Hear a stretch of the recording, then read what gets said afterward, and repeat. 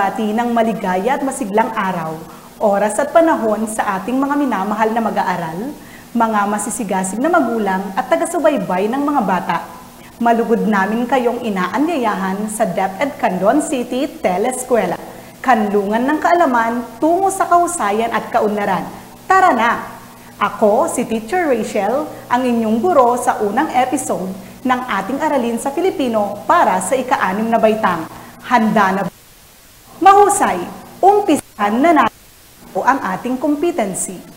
Nasasagot ang mga tanong sa napakinggan o nabasang pabula, kwento, tekstong pang-impormasyon at iba pa. Ang ating layunin sa araw na ito ay nasasagot ang mga tanong tungkol sa napakinggang pabula. Bago tayo magsimula, narito muna ang ilang paalala. Una, makinig at manood ng mabuti. Pangalawa, intindihin ang sinasabi ng guro. At pangatlo, maghanda ng papel at panulat na magagamit upang maitala ang mga mahalagang konsepto ng ating aralin at sa pagsagot ng mga pagsasanay. Tingnan natin ang mga larawan. Tutukuyin ninyo kung anong uri ng kwento ang mga ito. Una, ang pagong at ang kalabaw. Pangalawa, ang aso at ang uwak. At pangatlo, ang pagong at ang matching. Anong uri ng kwento ang mga ito, mga bata? Tama, ang mga kwento sa mga larawan ay tinatawag na mga pabula. Ano ba ang pabula? Ang pabula ay isang uri ng kwento na ang gumaganap ay mga hayop. Ngunit ito ay kumikilos at nagsasalita katulad ng isang tao. Bago tayo dumako sa susunod na bahagi ng ating aralin, sagutin muna natin ang mga sumusunod na tanong. Narito. Una, sino ang inyong pinakamatalik na kaibigan? Pangalawa, ilarawan siya sa 3 salita. At pangatlo, paano mo maipapakita ang mabuting pakikipagkaibigan? Magaling! Napakahusay ng inyong mga kasagutan, mga bata. Nais nyo bang makinig ng isang pabula? Kung gayon, umupo ng maayos at makinig ng mabuti upang masagot ninyo ang mga katanungan pagkatapos ng kwento. Ngunit bago yan, alamin muna natin ang kahulugan ng ilang mga salita na maririnig ninyo sa kwento. Una, nectar. Ano ba ang nectar? Ito ay katas ng bulaklak na sinisimsim ng mga bubuyog at ginagawa nilang pulot-pukyutan at nagsisilbi din itong pagkain ng ibang mga kulisap na katulad ng mga paru-paro at mga gamo-gamo. Pangalawa, kolonya. Ano ang kolonya? Ito ang lupang sakop o puok na nasasakupan, katulad ng sa mga langgam. At pangatlo, chimenea. Ano ba ang chimenea? Ito ay tubong metal, kawayan at iba pa, karaniwang patayo at pinaglalabasan ng usok na nanggagaling sa kalan o pugon. Ang kwentong inyong pakikinggan sa araw na ito ay pinamagatang ang tipaklong at ang paru-paro. Handa na ba kayo, mga bata? May tipaklong at paru-paro sa isang hardin. Naninirahan sila dito ng masaya at payapa. Ang tipaklong ay kulay berde, samantalang ang paru-paro ay dilaw at kahel. Kumakain ng insekto ang tipaklong at ang paru-paro naman ay nabubusog sa nektar ng mga bulaklak. Isang araw, naaksidente sa paglipad ang tipaklong at ito'y bumagsak. Nawalan ang tipaklong ng malay, kaya't agad siyang tinulungan ng paru-paro nang makita siya. Samantala, ang mga langgam ay nagmamartsa pauwi kasama ang kanilang reyna at hari. Ang isa sa mga sundalong langgam ay tumawag sa kanilang kolonya ng isang doktor. Nang nakita ng doktor na langgam si tipaklong, sinabi niyang, "Malubha ang kanyang kalagayan. Sana'y gumaling siya sa ibibigay kong lunas." Nang marinig iyon ng paru-paro, ay para itong nabunutan ng tinik. Hinintay niyang magising ang nawalan ng malay niyang kaibigang si Tipaklong. Nang magbukas ang mga mata ng tipaklong, nagulat siyang makita ang paru-paro sa kanyang tabi na nagbabantay. Kinuwento ng paru-paro ang lahat ng nangyari sa tipaklong at nagpasalamat ito. Tumanaw ito ng utang na loob, lalo't nagawa pa nitong tumawag ng gagamot sa kanya. Naghapunan nga ang dalawa at nagpaalam sa isa't isa. Nangako ang dalawa na magkikitang muli. Nang pauwi na ang paru-paro, nasalubong niya ang sundalong langgam na sumaklolo sa tipaklong. Sinabi ng langgam na mamamatay na sa gutom ang kanyang pamilya. At dahil naramdaman ng paru-paro na dapat matulungan niya ang langgam, dinala niya ito sa kanyang tahanan. Umupo naman ang langgam sa pagkainan. Tuwang-tuwa ang sundalong langgam at nakiusap itong buksan ang tsimeneya para agad nang maluto ang nektar sa lalagyan at maging asukal na. Ginamit din ng sundalo ang telepono para tawagin ang iba pang langgam para may katulong ito sa pagdadala ng naluto pabalik ng kanilang kaharian. Habang nasa kusina ang paru-paro, binuksan niya ang kanyang lalagyan ng mga naipong nektar noong tag-araw. Ang mga ito ay masasarap. Ibinigay niya ang lalagyan na ito sa langgam. Nang makarating ang mga ito, pinainom pa ng paru-paro ang mga langgam na silang uhaw na uhaw sa pagmartsa. Ang lahat ng langgam ay nagpasalamat ng buong puso kay paru-paro. Hayan, natapos na ang ating kwento. Naintindihan niyo ba, mga bata? Magaling! Ngayon, ating sasagutin ang mga sumusunod na katanungan. Ang gagawin ninyo, pipiliin lamang ninyo ang letra ng tamang sagot. Sa bawat bilang, bibigyan ko kayo ng 5 segundo para maibigay ang tamang sagot. Handa na ba, mga bata? Magaling! Umpisahan na natin. Unang tanong, sino ang matalik na magkaibigan sa kwento? A. Si tipaklong at langgam. B. Si paru-paro at langgam. O C. Si tipaklong at paru-paro.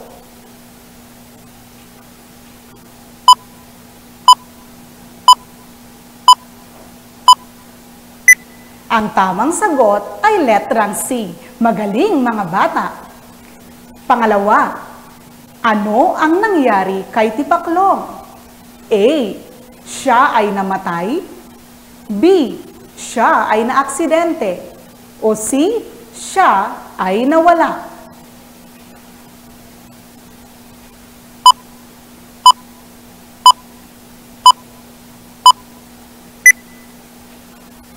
Tama! Ang sagot ay letrang B. Mahusay. Pangatlo, bakit lubos ang pasasalamat ng tipaklong kay paru-paro? A. Dahil tumawag siya ng doktor. B. Dahil ginamot niya ito. O C. Dahil inalagaan niya ito at hindi iniwan.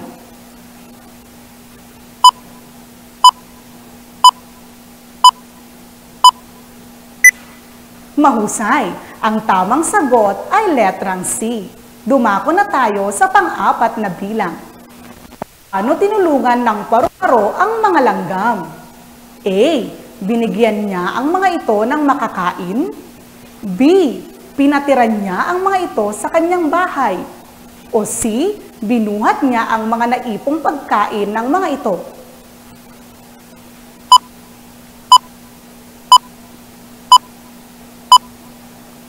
Ang tamang sagot ay letrang A. Mahusay, mga bata. At para sa pinakahuling bilang, narito ang tanong. Ano ang pinakamagandang aral na makukuha sa kwento? A. Ang pag-iingat ay sa alang-alang upang makaiwas sa anumang disgrasya. B. Ang kabutihang ginawa mo sa iba ay babalik sa iyo. O C. Ang inggit ay tanggalin upang buhay ay maging tahimik.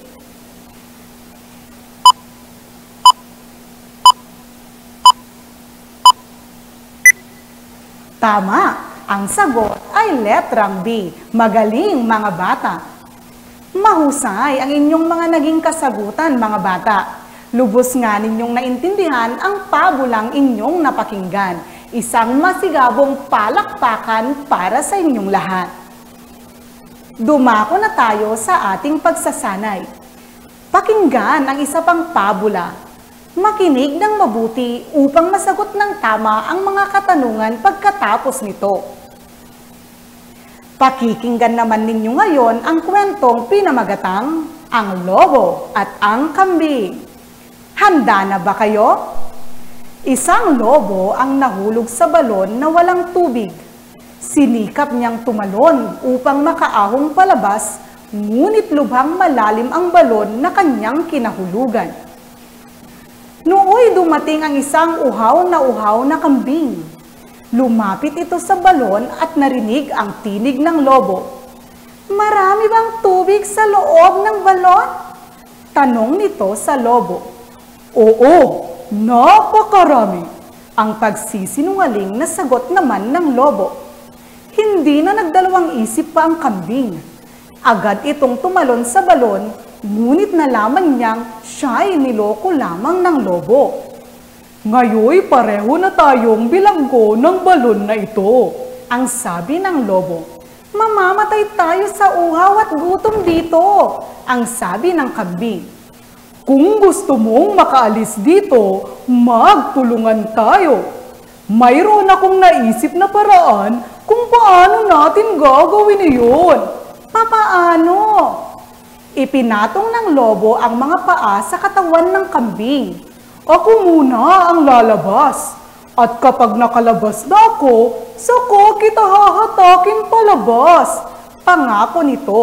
Sige, ang sabi naman ng kambing. Nakalabas nga ng balon ang lobo sa tulong ng kambing. Ngunit noong pagkakataon na ng kambing para tulungan ito'y, agad iyong tumawa ng napakalakas. Pagkuwa'y sinabing, ha ha ha!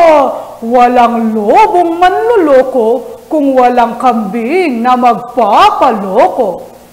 At malungkot na naiwanan ang kambing sa malalim na balon. Hayan, natapos na ang ating kwento. Lubos niyo bang naintindihan ang ating kwento sa araw na ito, mga bata? Ngayon, sasagutin ninyo ang mga katanungan mula sa napakinggang pabula. Isusulat ninyo ang inyong sagot sa inyong kwaderno. Mga bata, bibigyan ko lamang kayo ng 5 segundo para sagutin ang mga katanungan. Mukhang handa na kayo. Umpisahan na natin. Unang tanong. Sino ang mga tauhan sa kwento?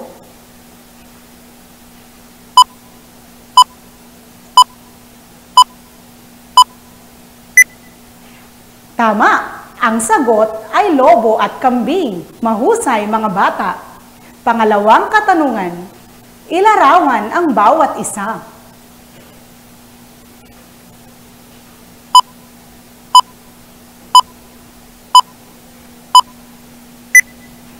Mahusay.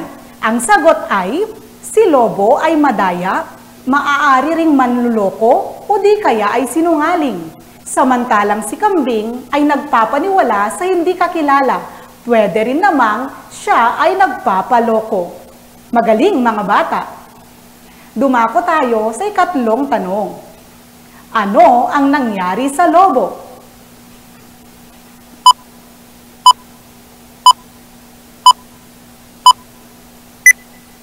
Ang tamang sagot ay, nahulog ang lobo sa balong walang tubig. Magaling! Pang-apat na tanong. Bakit naiwan sa balon ang kambing?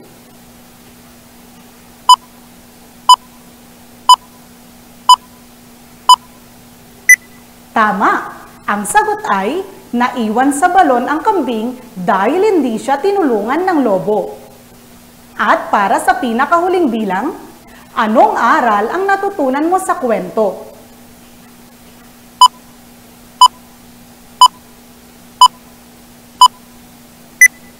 Magaling! Narito ang maaari ninyong maging sagot. Maging matalino sa mga desisyong gagawin mo at huwag basta-basta maniniwala sa ibang tao, lalo na kung hindi mo pa siya lubusang kakilala. Nakuha niyo ba lahat ang tamang sagot, mga bata? Magaling! Lubos akong nasisiyahan at nasagot ninyo ng tama at mahusay ang mga katanungan. Napakagaling ninyong lahat. At para sa inyong karagdagang gawain, narito. Magsaliksik ng isang pabula. Kopyahin ito sa buong papel at gumawa ng 5 tanong tungkol dito. At dito na nga nagtatapos ang ating aralin. Sana ay marami kayong natutunan. Muli, ako si Teacher Rachel, nag-iiwan ng mga katagang, ang bawat kwento ay kapupulutan ng aral. Isa puso at gawin ito upang mas maging mabuting tao. Maraming salamat sa inyong panunood. Hanggang sa susunod nating pagkikita, magandang buhay!